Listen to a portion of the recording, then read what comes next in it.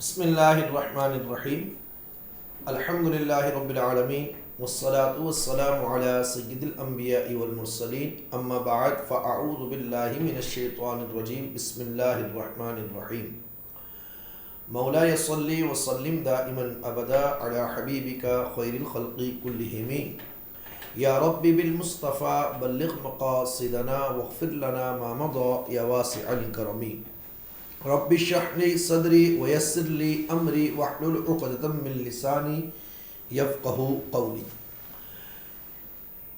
السلام علیکم ورحمۃ اللہ وبرکاتہ. الحمدللہ میں ایک سالہ مکمل عملیات کورس جو ہمارا ہے اس کی یہ روحانی تربیتی کلاس کا ایپیسوڈ نمبر 3 ہے جس میں حاضر ہوں. سب سے پہلے ہمارے بہت سارے شاگرد انتظار کر رہے تھے، واٹس ایپ گروپ میں میسیجز، ٹیلی گرام میں میسیجز آ رہے تھے، تو ان سب سے ہم کہیں گے کہ لیٹ ہونے کی وجہ یہ ہے کہ مہمان گرامی بھی موجود تھے اور کچھ سیٹنگ میں ٹائم لگ گیا، اس وجہ سے لیٹ ہو گئے. بہرحال آج کی کلاس میں ہم مختصر اور جو جامع بات ہے وہ کریں گے. آپ نے بھی وہی سوال کرنے ہیں جو موضوع سے متعلق ہوں اور دیگر باتوں کو بار بار نہیں پوچھنا، اور میں بھی انشاءاللہ جو باتیں ضروری ہیں اس کو کریں گے، کیونکہ 21 ذی الحجہ شریف سے آپ سبق نمبر 2 جس کا تعلق منزل نمبر 1 کی عملیات سے ہے، اعمال سے. اس سبق کی اہمیت بہت زیادہ ہے، ہر کسی کے کرنے کا یہ کام نہیں ہے. سب سے پہلی بات یہ پچھلی نشستوں میں کہہ چکا ہوں کہ یہ شاہینوں کا سفر ہے، جو اس کو طے کرنا چاہے وہی اس میں شریک ہو. تو لہٰذا آپ کمر باندھ لیجئے کہ 21 تاریخ سے آپ نے یہ اعمال کرنے ہیں، اور کس طرح کرنے ہیں، کیا کرنا ہے، یہ سب انشاءاللہ آج آپ کو بتایا جائے گا. اس کی اہمیت پر بھی ہم بات کریں گے، پلس یہ کہ وہ اعمال کس طرح پڑھے جائیں گے اس کی الگ انشاءاللہ عز و جل ویڈیو مکمل آپ کے پاس آئے گی. اور اگر آپ میرے پچھلے تربیتی کلاس کو دیکھیں تو اس میں نے سبق پڑھنے کی جو اہمیت ہے، جو طریقہ کار ہے، وہ سب میں نے بیان کیا ہوا ہے. لہذا اس کو آپ دیکھ لیں گے تو آپ کے لیے بہت زیادہ آسانی ہو جائے گی تمام اسباق کو سمجھنے میں، پڑھنے میں، اور کوئی پریشانی نہیں ہوگی. لہذا سوال آپ نے کمنٹ میں کرنا ہے، اور سوال موضوع سے متعلق کرنا ہے، موضوع سے ہٹ کر سوال بالکل بھی نہیں کرنا، کیونکہ یہ کلاس صرف اور صرف انشاءاللہ 40 منٹ میں ہم اختتام پذیر کریں گے، کیونکہ ٹائم کافی ہو گیا، تو 40 منٹ میں انشاءاللہ اس کو اختتام پذیر کریں گے. میرے مہمان موجود ہیں، وہ انتظار بھی کر رہے ہیں، اور شخصیات ہیں، ظاہر سی بات ہے اچھا نہیں لگتا علماء کرام کو انتظار کرانا. آئیے موضوع کی طرف چلتے ہیں. عملیات کے اندر کامیابی کے راز. دوسری کلاس میں نے 4 راز بیان کیے تھے، اور یہ خواجہ حسن نظامی رحمۃ اللہ تعالی علیہ نے ان رازوں کو تحریر کیا ہے. فقیر نے بھی تجربہ کیا ہے، اور یقیناً جو شخص بھی عملیات کی دنیا میں ان رازوں سے ناواقف ہے اور اس پر نہیں چلتا تو وہ کامیاب نہیں ہو سکتا، کیونکہ کسی بھی فن کو سیکھنے کے لیے، کرنے کے لیے، اس کی طاقت کو حاصل کرنے کے لیے اس کے اصولوں پر چلنا ضروری ہوتا ہے. جب اصول اور قواعد و ضوابط جو مرتب کیے گئے ہیں ان کو جب آپ نہیں پورا کرتے تو اس طرح کا فائدہ حاصل نہیں ہوتا جیسا فائدہ آپ کو حاصل ہونا چاہیے. اور میں یہ چاہتا ہوں کہ یہ جو 1 سال میں جو آپ ہمارے ساتھ سفر طے کریں گے، اس میں آپ ایسے روحانی معالج بن جائیں کہ آپ ذاکر بھی ہوں، آپ اچھا مراقبہ بھی کر سکتے ہوں، اور آپ اچھی توجہ کے ذریعے بھی ہیلنگ کر سکتے ہو، علاج کر سکتے ہوں، اور آپ اچھے تعویذات کے قوانین کے تحت تعویذ بھی لکھ سکتے ہو. علم النقوش آپ کو پورا آتا ہو، اس کے اصول آتے ہوں، نجوم کے کچھ اصول آتے ہوں، علم الاعداد آپ کو آتا ہو، تاکہ آپ ایک پراپر جب کہیں بیٹھیں کام کریں تو آپ کسی بھی چیز میں محتاج نہ رہیں. تو پہلی چیز تو یہ جو اصول ہم نے بنائے ہیں، چاہے وہ بخورات کا استعمال ہے، چاہے وہ تسبیح کا استعمال ہے، چاہے وہ جگہ کی مختص کرنا ہے، وقت کا ایک کرنا ہے، ان تمام چیزوں کا خیال کرنا اشد ضروری ہوگا. اور جو یہ چیزیں نہیں کر سکتا، میں پہلے کہہ چکا کہ یہ علم سیکھنا فرض نہیں ہے. فرض علم جو ہے وہ شریعت مطہرہ کا ہے، وہ سیکھنا فرض ہے، پھر وہ سیکھیں، مگر اس کو اگر سیکھنا ہے تو اس کے اصولوں پر عمل کرنا ضروری ہوگا. میری بات آپ لوگ سمجھدار ہیں. کم جملوں میں بات کو آپ مفہوم کو بہت آسانی سے سمجھ سکتے ہیں۔ تو بزرگوں نے جو اصول تحریر کیے ہیں، اصل ناکامی کی وجہ یہی ہوتی ہے کہ ہمیں اصول نہیں پتہ ہوتے کہ اصول کیا ہے، کس طریقے سے کس چیز کو کرنا ہے، کامیابی کس طرح حاصل کرنی ہے۔ اس وجہ سے ہم لوگ کامیاب نہیں ہوتے، ناکام ہم اپنی ناقص کارکردگی کی وجہ سے ہوتے ہیں۔ اس کا برڈن ہم اپنے بزرگوں پر، اپنے استادوں پر اور اعمال پر اور اذکار پر ڈالتے ہیں۔ میں یہ سمجھتا ہوں کہ کوئی عمل بھی ایسا نہیں ہے کہ جس میں آپ کہیں کہ کامیابی نہیں ہوتی۔ کامیابی کا دار و مدار میری نیت اور میرے طریقہ کار پر ہے۔ ہر عمل میں کامیابی ہوتی ہے، کیونکہ اللہ رب العالمین کسی کے اجر کو ضائع نہیں فرماتا، مگر ہر بندے کی کامیابی اس کی محنت کے حساب سے ہوتی ہے۔ جو اصول اور قواعد و ضوابط کے مطابق عمل کرتے ہیں، پھر اپنے استادوں کی فرما برداری میں رہتے ہیں، اس فن کے سیکھنے کے لیے تقوی، طہارت، شریعت کا بھی خیال کرتے ہیں، عقل حلال کو بڑی اہمیت دیتے ہیں، شبہ کے مال سے بھی بچتے ہیں، وہ پھر کامیابی 100% حاصل کرتے ہیں۔ تو ہر بندے کی کامیابی اس کی نیت، اس کے اعمال اور اس کے کردار کے مطابق۔ کوئی بھی جو صحیح العقیدہ سنی مسلمان آپ کو سکھانے والا ہے، وہ اگر صحیح سکھا رہا ہے تو اس میں نہیں ہے کمی، اور عمل تو یا قرآن کی آیات ہوں گی، یا بزرگوں کا عطا کردہ ہوگا، یا ذکر خداوندی ہوگا، اس میں کیسے نقص ہو سکتا ہے؟ اس میں تو نقص ہو ہی نہیں سکتا۔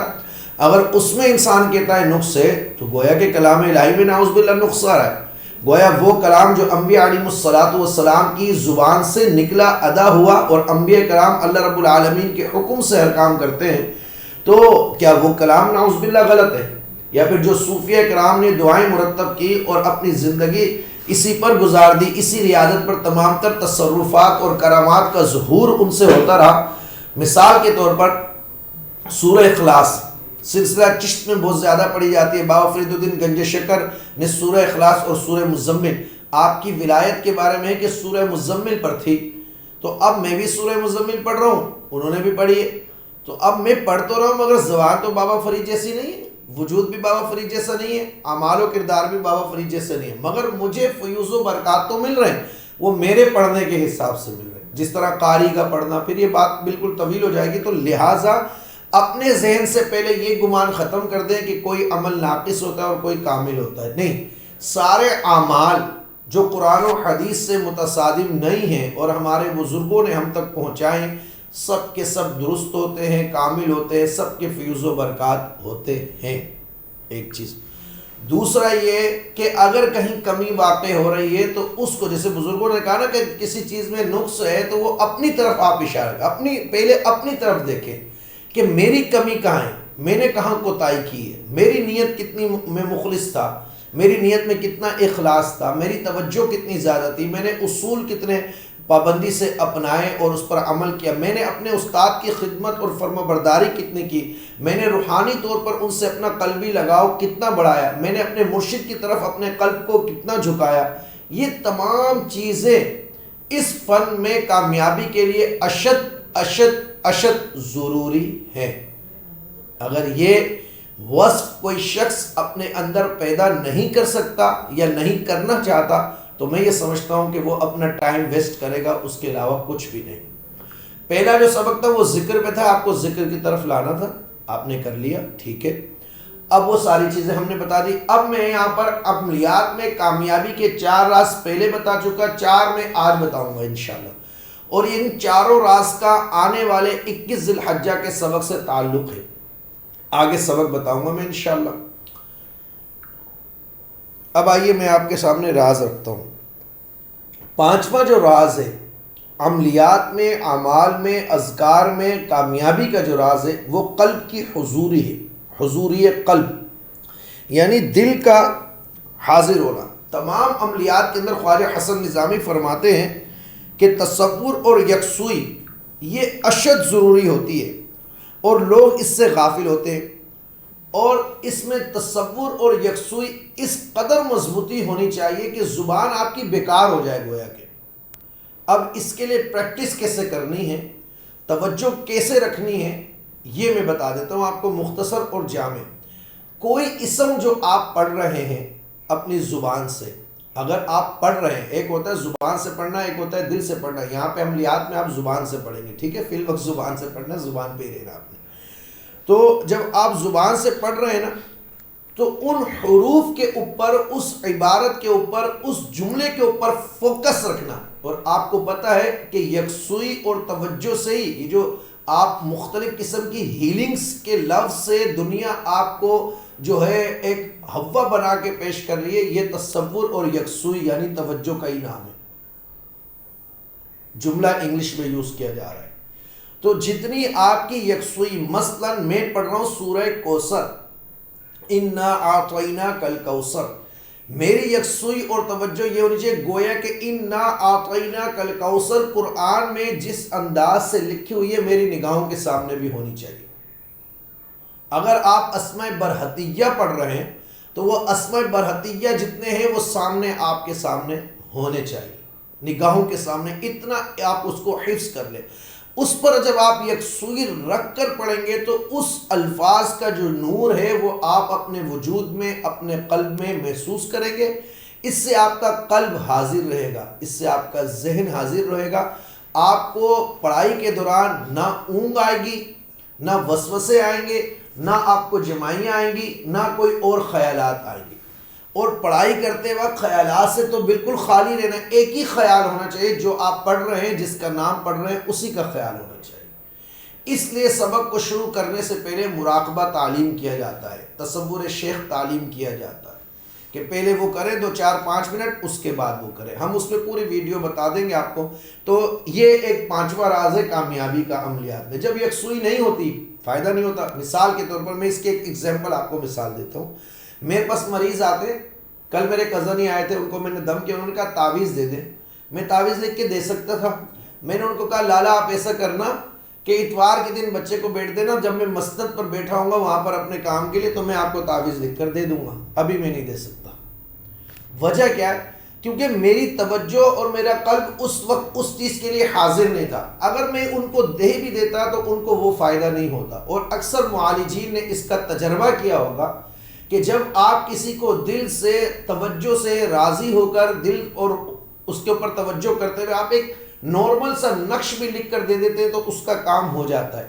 اور بہت سارے مریض جو آپ کے سامنے بیٹھے ہوتے ہیں، آپ کا دل نہیں ہوتا، مثلا آپ کا دل نہیں ہے کہ مریض پر پڑھائی کریں مگر مجبوراً کرنی پڑ گئی ہے. اب آپ پڑھائی کیے جا رہے ہیں تو اس مریض کو کوئی فائدہ نہیں ہوتا. وہ جن بھی جان نہیں چھوڑ رہا ہوتا، وہ بھوت پلیت بھی جان نہیں چھوڑ رہے ہوتے. تو اس لیے توجہ کا اور حضور قلبی کا ہونا روحانی معالجین کے لیے، اسپریچل ہیلر کے لیے بہت ہی ضروری ہے. اور جو یہ لوگ نہیں کرتے ہیں، بے توجہ سے کام کرتے ہیں، گویا اپنا بھی ٹائم ویسٹ کر رہے ہیں اور مریض کا بھی کر رہے ہیں. اسی طرح جب ذکر و اذکار کرنے کے لیے بیٹھتے، اس لیے میں نے کہا نا الگ کیبن بنائے، الگ کونے میں بیٹھے. ایک قاری صاحب نے ملتان سے، علامہ صاحب ہیں ہمارے جامعۃ المدینہ کے، انہوں نے ویڈیو بھیجی، بڑا اچھا انہوں نے کیبن بنایا ماشاءاللہ. شہباز بھائی نام ہے ان کا، بہت اچھا کیبن بنایا اور بہت اچھا سسٹم انہوں نے بنایا پڑھائی کے لیے. اللہ ان کو کامیابی کرے، اس لیے کامیابی دے، اس لیے یہ چیز رکھی گئی. تو یہ آپ کو سمجھ لینا چاہیے. چھٹا جو اس میں راز ہے، حبس دم. اب حبس دم کے نام سے لوگ گھبرا جاتے ہیں. حبس دم یہ چیز ہے کہ اگر کسی کو یہ فن حاصل ہو جائے، کسی کی یہ پریکٹس ہو جائے، جیسے آپ نے دیکھا ہوگا بہت سارے لوگوں کو آپ دیکھتے ہیں کہ وہ کانچ کو توڑ دیتے ہیں، وہ لائٹ کو توڑ دیتے ہیں، وہ جلتے ہوئی لائٹ کو بجھا دیتے ہیں. وہ کیا کرتے ہیں؟ وہ توجہ ہوتی ہے اور حبس دم کی قوت ہوتی ہے ان کے پاس. حبس دم یہ ہوتا ہے کہ اپنے سانس کو روکنا اور ذکر کرنا دل سے. سانس کو روک لینا، یعنی آپ خاموش بیٹھ جائیں. مثال کے طور پر میں بیٹھا ہوں،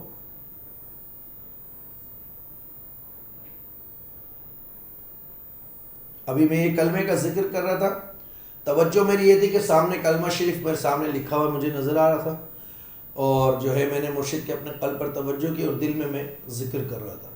اور چبھن سے شروع ہو گئی فوراً سے حرارت. یہ حرارت ہی نور میں تبدیل ہو جاتی ہے. حبس دم، حبس دم سے لوگ ناواقف ہیں اور کرتے ہی نہیں ہیں. یہ باطنی ترقی کے لیے، حضور قلبی کے لیے، یکسوئی کے لیے یہ بنیاد ہے. بنیاد اپنے باطن یعنی لطائف کو روشن کرنے کے لیے، اذکار و اشغال میں کامیابی کے لیے حبس دم کی پریکٹس ہونا انتہائی ضروری ہے. اس کے اوپر پورا پورا کورس ہے، اگر دیکھا جائے اس کے اوپر پوری پوری کتابیں لکھی ہوئی ہیں. اور اسی طرح سلطان العارفین حق باؤ رحمۃ اللہ تعالی علیہ نے بھی عین الفقر میں بڑا اس کو تفصیلی زور آپ نے ذکر فرمایا. اور عملیات میں اس کا اتنا دخل ہے کہ جتنے آپ اعمال کریں نا، جیسے ابھی مثال کے طور پر ہم آپ کو سبق دے رہے ہیں، سپوز آپ نے وہ 40 منٹ میں پڑھ لیا تو کم سے کم 40 منٹ کے بعد 20 منٹ آپ کو حبس دم کی پریکٹس کرنی چاہیے. اب وہ کیسے کریں گے؟ بالکل توجہ کے ساتھ، حضور قلب کے ساتھ. پہلے وہ ہو گیا، اب آپ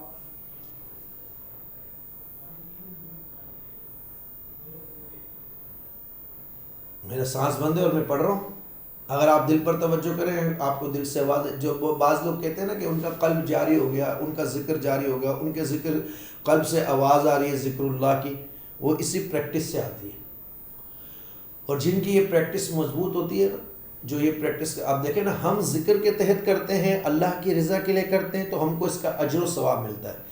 یہود و نصارہ اس پر بہت زیادہ پریکٹس کرتے ہیں. یورپ میں، امریکہ میں، کینیڈا میں اس کی باقاعدہ کلاسیں لی جاتی ہیں. یوگا سے اس کا تعلق ہے، یہی یوگا ہے، اس کا تعلق ہے یوگا سے. اب وہ لوگ اس پر محنت کرتے ہیں. ہمارے ذاکرین اور عاملین جو سیکھنے والے لوگ ہیں وہ ان چیزوں کو اہمیت ہی نہیں دیتے.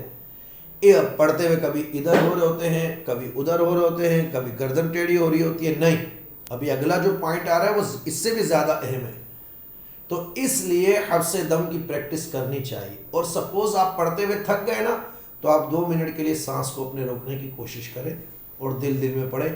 آپ کی تمام تھکن بھی اتر جائے گی، سستی کاہلی بھی دور ہو جائے گی اور چستگی آ جائے گی آپ میں. کیوں کہتے ہیں کہ میڈیٹیشن کے ذریعے یعنی مراقبے کے ذریعے علاج کریں؟ آپ تنہائی میں بیٹھ جائے، خاموش ہے، پورا اس کا ایک پروسیس ہے. وہ انشاءاللہ ہم اس منزل میں جب جائیں گے تو وہ بتائیں گے. 7واں اس میں بدن سادھنا، یہ اشد ضروری ہے. بدن سادھنا. اب بدن سادھنا کیا ہے؟ یعنی اللہ رب العالمین نے جو میرے ہاتھ بنائے، اس کا ایک جوڑ بنایا ہے. یہ ہاتھ ہے، اس کا یہ جوڑ ہے، یہ کلائی ہے، یہ اس کا جوڑ ہے. یہ یہاں پر ہے تو خوبصورت لگ رہا ہے نا. اگر یہ جوڑ یہاں کے بجائے یہاں ہو کتنا برا لگے گا، یہاں کے بجائے یہاں ہو تو کتنا برا لگے گا. ٹھیک ہے، ہاتھ کی جگہ پر پاؤں ہو تو کتنا برا لگے گا. اللہ رب العالمین نے ایک سسٹم کے تحت انسان کو وجود دیا اور اس کے مطابق بنایا.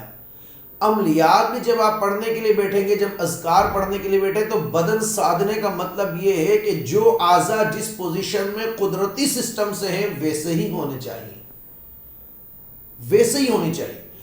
گردن اور کمر اور سر بالکل سیدھا ہونا چاہیے، کمر بالکل اسٹریٹ ہونی چاہیے. اگر آپ آلتی پالتی مار کر بیٹھے ہوئے تو پوری نشست ویسے ہی.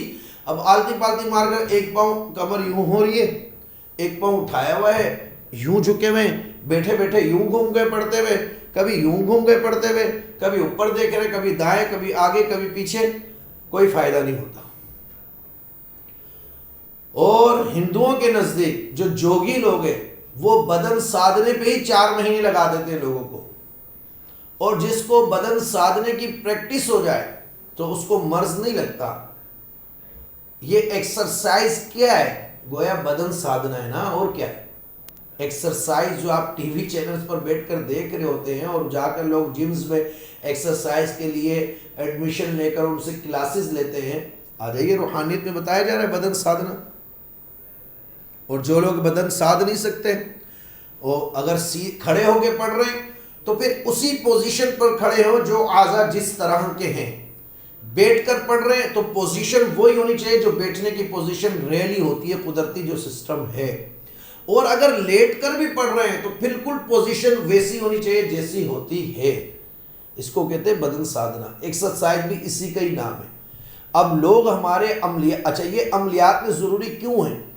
کیونکہ ہر عضو آپ کا جو ہے، ہر جسم کا حصہ، ہر آپ کا جوڑ جو ہے، اس کو آپ نے منور کرنا ہے اور اس کو حاضر رکھنا ہے اور اس کو فٹ رکھنا ہے اور یکسوئی رکھنی ہے کہ آنے والی موکلات یا غیبی مخلوقات جس وجود کے ساتھ جا کے کنیکشن اس کا جڑے تو وہ اس قابل ہونا چاہیے کہ اس کو ایکسیپٹ کر سکے. اس پریشر کو کنیکشن جوڑنا ہے نا آپ کو موکلات کے ساتھ عملیات سیکھتے ہوئے، وہ کنیکشن ایسے ہی جڑے گا. اب لوگ کیا کرتے ہیں، غلطی کہاں کرتے ہیں؟ پڑھتے ہیں آڑے ٹیڑھے بیٹھے ہوئے ہیں، ان کو بیٹھنے کا طریقہ ہی نہیں آتا۔ میں پہلی ویڈیو جو میں نے دی ہے ڈیمو سیشن، اس میں نے پوری جو ہے نا بتایا ویڈیو، وہ آپ دیکھیں دوبارہ ایک دفعہ، اور ہر ویڈیو کو 2 3 بار دیکھیں، آپ کو بہت کچھ سمجھنے کو ملے گا۔ کثرت، یہ چلیں ابھی اس کا اس سے تعلق نہیں ہے، تو یہ 4 راز میں نے آج آپ کو بتائے ہیں کہ راز قلب کی حضوری ہے، حبس دم ہے، بدن کا سادھنا ہے۔ یہ چیز جب تک نہیں ہوگی تب تک کامیابی نہیں ہوگی۔ اب آ جائیے کہ سبق کے بارے میں۔ سبق کے بارے میں جناب، سبق آپ کو ہم جو دے رہے ہیں اس کی اہمیت یہ ہے کہ یہ سبق اس نبی علیہ الصلاۃ والسلام کی زبان اقدس اور ان کو تحفہ عطا کیا گیا جن کو پوری دنیا کی بادشاہت عطا کی گئی۔ جن و انس، چند و پرند، سمندر، دریا، لہریں، ہوائیں، اللہ تعالیٰ کی تمام مخلوقات پر ان کی بادشاہت تھی۔ گویا کہ سلیمان علیہ السلام کے بارے میں کہہ رہے، اور انہوں نے اپنی حیات طیبہ میں، ظاہری حیات میں، ان مبارک اسما اور اس مبارک دعا کی برکت سے تمام سرکش اجنہ، شیاطین، ان کو آپ نے کنٹرول رکھا، اور وہ کنٹرول رہے جب تک آپ ظاہری حیات سے دنیا میں موجود تھے۔ اور اللہ تبارک و تعالیٰ نے یہ خصوصی تحفہ ان کو عطا فرمایا تھا۔ تو پہلے ہی میں نے کہا تھا یہ شاہینوں کا سفر ہے، تو یہ تحفہ اللہ تبارک و تعالیٰ نے عطا فرمایا ان سرکش شیاطین کو کنٹرول کرنے کے لیے۔ تو خود آپ سوچئے کہ اس عمل کی اس سے بڑی اہمیت کی بات اور کیا ہوگی۔ دوسری بات کہ نبی علیہ الصلوۃ والسلام پڑھتے رہے، اور وہ نبی جو بادشاہت جن کو ملی، تو گویا اگر کوئی اس کو اصولوں کے مطابق پڑھ لے تو وہ بھی زمین پر بادشاہ بن جائے گا اس فیلڈ میں۔ تو یہ عمل کی مختصر اور جامع اہمیت ہے۔ اس میں ہم پوری دعا کا عمل نہیں دے رہے، بہت آسان عمل ہے، صرف 9 دن کا دے رہے، مگر جب آپ تمام قواعد و ضوابط اور لوازمات کے ساتھ کریں گے تو پہلے بھی بہت سارے لوگوں نے کیا ہوگا اور کرتے ہیں ہم سے اجازت لے کر، تو وہ اب اس میں تبدیلی دیکھیں گے کہ کتنی بڑی تبدیلی آتی ہے، کیونکہ کرنے کا طریقہ کار مختلف ہے اور لوازمات مختلف ہے۔ پورا 9 دن کا یہ عمل آپ نے کرنا ہے، وہ ہے اسماء البرحتیہ۔ اسماء برحتیہ کا عمل آپ نے کرنا ہے، اسماء برحتیہ کا عمل کرنا ہے، کیونکہ دعائے برحتی میں جو سب سے زیادہ اہمیت مرشد فرماتے ہیں وہ اسماء برحتیہ کی ہے، انہی کا اصل عمل ہوتا ہے۔ تو اسماء برحتیہ کا عمل آپ نے کرنا ہے۔ انشاءاللہ ہماری ٹیم اس کی آڈیو بھی آپ کو دے گی اور اس کی پوسٹ بھی آپ کو دے گی، اور اس کی ویڈیو بھی ہم عمل کی بتائیں گے۔ یہاں پہ ہم سرسری ذکر کر رہے ہیں۔ اس عمل کا طریقہ یہ ہوگا کہ آپ نے 5 نمازوں کے بعد، 2 طریقے میں بیان کروں گا، 2 طریقے، 5 نمازوں کے بعد 45 بار اسماء برحتیہ اسی مقام پر بیٹھ کر پڑھنے ہیں جہاں پر آپ وظائف کر رہے ہیں، اور 90 بار تہجد کی نماز میں پڑھنا ہے، 90 بار تہجد میں پڑھنا ہے، اور 5 نماز میں 45 بار، ایک طریقہ۔ دوسرا طریقہ اس کا یہ ہے کہ اب آپ کا اگلا سوال ہوگا کہ ہم تو ڈیوٹی پہ جائیں گے، جاب پہ جائیں گے، 5 نمازوں میں کیسے پڑھیں؟ یہ تو وہ لوگ کر سکتے ہیں جو چھٹی پر ہے، جن کو چھٹیاں ملتی ہے یا جو چھٹیاں لیں گے۔ اگر آپ 9 دن کی چھٹی کامل عامل بننے کے لیے لے نہ سکتے تو بالکل لے لیں، میں تو یہ کہوں گا، اور 9 دن کے لیے اپنے اس معتکف ہونے والے روم میں جو آپ نے بنایا وہیں پر بیٹھ جائے 9 دن تک، اس سے باہر ہی نہیں نکلے سوائے نمازوں کے اوقات کے علاوہ یا جمعے کے علاوہ، کسی سے کوئی بات نہیں رکھ کرے، روزہ رکھے اور وہیں پر رہے، رکھ سکتے تو رکھے، ہم لازم نہیں لگا رہے، اور وہیں پر رہے، 9 دن کا عمل کرے مکمل پرہیز کے ساتھ۔ اچھا، اب جو لوگ یہ نہیں کر سکتے تو ان کے لیے یہ ہے کہ وہ رات کو عشاء کی نماز کے 12 بجے کے بعد یا 11 بجے کے بعد، اپنے اپنے ملک کے حساب سے دیکھ لیجئے، اس کی تعداد کو ہر اس کے حساب سے 45 ہزار اور 90 اس میں پلس کر دیں، کتنی بن گئی تعداد احمد رضا؟ 315 بار وہ ایک نشست میں پڑھیں گے، احرام پہن کر، مصلی پہ بیٹھ کر، بخور جلا کر، اگربتی لگا کر، اسراف عامر 3 بار، رجال غیب کو سلام 1 بار، اور حصار کر کے اس کو پڑھیں گے۔ آپ موکلات کو بلانے کی نیت سے پڑھیں گے، موکلات کو مسخر کرنے کی نیت سے پڑھیں گے، اسماء برحتیہ کے جو موکلات ہیں ان کو مسخر کرنے کے۔ دوسرا طریقہ یہ، یعنی ایک نشست یا ہر نماز کے بعد 45 بار اور تہجد کے بعد 90 بار، یہ افضل طریقہ ہے۔ ادنا اسفل طریقہ یہ ہے کہ پھر آپ ایک نشست میں 315 بار تمام لوازمات کے ساتھ اس کو پڑھیں گے۔ اسماء برحتیہ کا عمل ہوگا 21 ذی الحج کی رات سے شروع ہوگا اور 9 راتوں کا یہ عمل ہوگا۔ 9 راتوں کا مطلب آپ سمجھ لیجئے، آپ لوگوں نے بہت پریشان کیا اس میں ذکر کے، اس میں مثلا 21 کی شب لگی نا، مغرب کی نماز ہو گئی، اب آپ 21 شب میں داخل ہو گئے، 20 کی تاریخ ختم، 21 کی شب، اس رات سے آپ نے عمل کرنا ہے۔ اور اب جب 29 کی شب لگے گی نا، آپ کا عمل پورا ہو جائے گا۔ بالفرض اگر کوئی اس رات میں عمل نہیں تو 29 کے دن عصر تک ٹائم ہوتا ہے کہ بندہ تعداد کو پورا کر لے۔ تو اس طرح یہ 9 راتیں بننے گی۔ آپ یہ بات ذہن میں رکھیں کہ آپ نے 9 راتوں میں عمل کرنا ہے، 9 راتیں، 9 نائٹس، اوکے، 9 راتیں یہ کرنی ہے آپ نے، 9 راتوں کا یہ عمل ہے۔ اچھا، اس کے لیے آپ پرہیز 3 دن پہلے سے شروع کر دیں گے، خاص طور پہ گوشت سے، انڈے سے اور مچھلی سے، ترک حیوانات 3 دن پہلے سے شروع کر دیں گے خاص طور پر۔ 3 دن کے بعد جب آپ عمل شروع کریں گے 21ویں شب سے، پھر تو آپ پرہیز میں آ ہی گئے۔ اب 9 راتوں کا جب عمل مکمل ہو گیا تو عمل ختم کیسے کرنا ہے یہ بھی سن لیجئے۔ فاتحہ دینا ہے اپنی توفیق کے مطابق، اگر شیرنی ہے اس کا فاتحہ کس طرح دیا جائے گا یہ بعد میں ویڈیو میں بتاؤں گا، کہ گلاب کے پھول اور دیگر چیزیں رکھی جائیں گی، توشہ جس کو کہتے ہیں، توشہ برحتیہ، یہ میں بتا دوں گا آپ کو، اس پر آپ دیں گے۔ یہ عمل آپ نے کرنا ہے۔ اب کمر آپ باندھ لیجئے، آج کی تربیتی کلاس میں یہی بات کرنی تھی، آپ کو میں نے بتا دیا۔ اب اگلا مسئلہ یہ ہے کہ جن کے پاس ہندوستان میں سامان نہیں پہنچا، پیسے دے چکے ہیں حیات احمد خان صاحب کو، ہماری پوری کوشش ہے، الحمدللہ ٹیم کام کر رہی، مجھے اللہ کی رحمت سے امید ہے 2 سے 3 دن میں ہم سامان کو بھیجنا شروع کر دیں گے ہندوستان سے بھی۔ آپ پریشان نہیں ہو، آپ کے پیسے ادارے کے پاس امانت ہے، اگر ایسا کوئی مسئلہ ہوا تو ادارہ آپ کو ریٹرن کرے گا، ٹھیک ہے؟ تو اس چیز سے مطمئن رہیں۔ اور اس کے علاوہ جو لوگ امریکہ، یورپ، کینیڈا میں ہیں اور خود منگوانا چاہتے ہیں، ہم پہلے کہہ چکے ہیں، ان کا نمائندہ یا کوئی بھی آ کر پورے پاکستان سے یا تو ہمارے مرکز سے لے جائے یا پاکستان کا ایڈریس دے دے، خود منگوا لیں، کیونکہ ہم نے ابھی جو بھیجے تو ایک پارسل ہمیں 14,000 روپے کا پڑا ہے، کیونکہ ویٹ ہے اس میں، احرام کا ویٹ ہے، کتابیں ہیں، بخور کا ویٹ ہے، بخور ہم نے زیادہ بھیجے ہیں انہیں، تو اس لیے اس ویٹ کی وجہ سے زیادہ پیسے لگے ہیں۔ تو اور کوئی سوال احمد رضا؟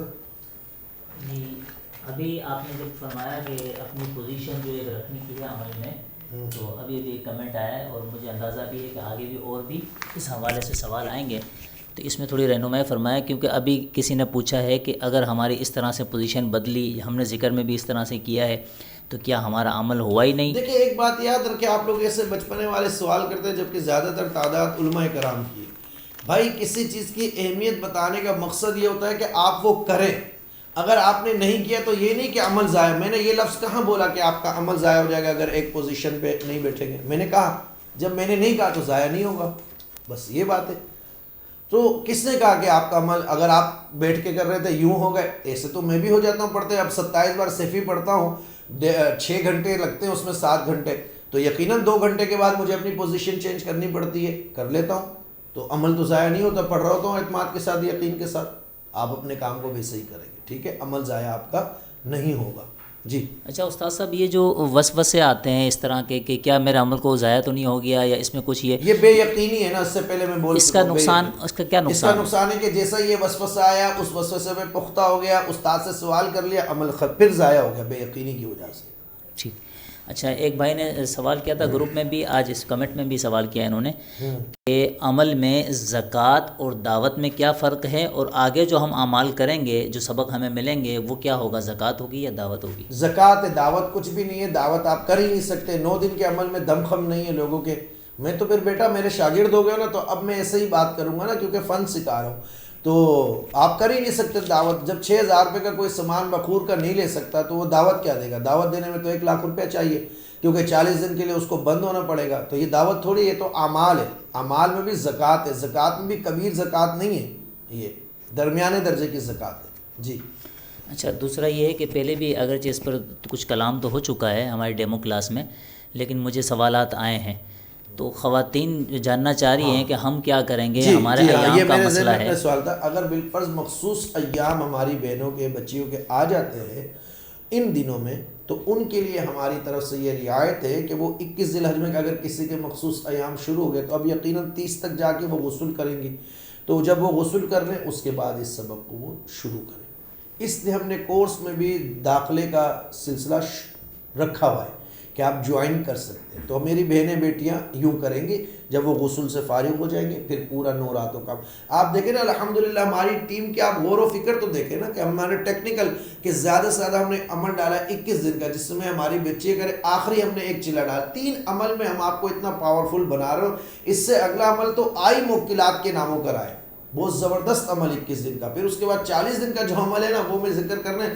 3 عمل ہم کرائیں گے یہاں پر، ہم شاہ علی حضرت علی کا مندرہ بھی کرا رہے ہیں آپ کو، کسی نے آج تک نہیں کرایا ہمارے سلسلے میں پیر و مرشد کی عطا سے وہ مندرہ کرا رہا ہوں، وہی مندرہ جو میرے مرشد بھی پڑھتے ہیں الحمدللہ، وہ بھی کرا رہا ہوں۔ اس میں 40 دن کا ہوگا وہ پورا اس کا چلہ، ٹھیک۔ امام صاحب پوچھ رہے ہیں کہ ہم کیا کریں، ہمارے لیے کیا ہے اگر ایک جگہ کا، جیسا آپ نے شاید ان کے خیال میں یہ ہو کہ وہ ایک جگہ آپ نے بیٹھنے کا کہا کہ آپ ایک طرف ہو جائیں۔ ہاں، ایک جگہ تو بیٹھنا ہے نا آپ کو، ایک جگہ تو رکھنی پڑھنے کے۔ آپ کی مسجد میں کیا حجرہ بھی نہیں آپ کے لیے؟ حجرہ ہے تو اس حجرے میں ایک کونا رکھ لیں پڑھنے کے لیے، نماز پڑھائیں وہاں پہ جا کے پڑھ لیں، اور اگر ایک ٹائم میں پڑھنا ہے تو دوسری طریقے کے مطابق وہاں پڑھ لیں، اور اگر اسی مصلی پر آپ 5 ٹائم پڑھنے کا ذہن بنا لیتے ہیں تو اس مصلی کو ہی مختص کر لیں۔ مصلی کی جگہ سب سے افضل جگہ ہوتی ہے بھائی مسجد میں، اگر آپ کو کوئی آگے ڈسٹرب نہ کرے تو اچھی بات ہے، وہی کر لیں۔ میں نے یہ نہیں کہا کہ آپ کونے میں چلے جائیں۔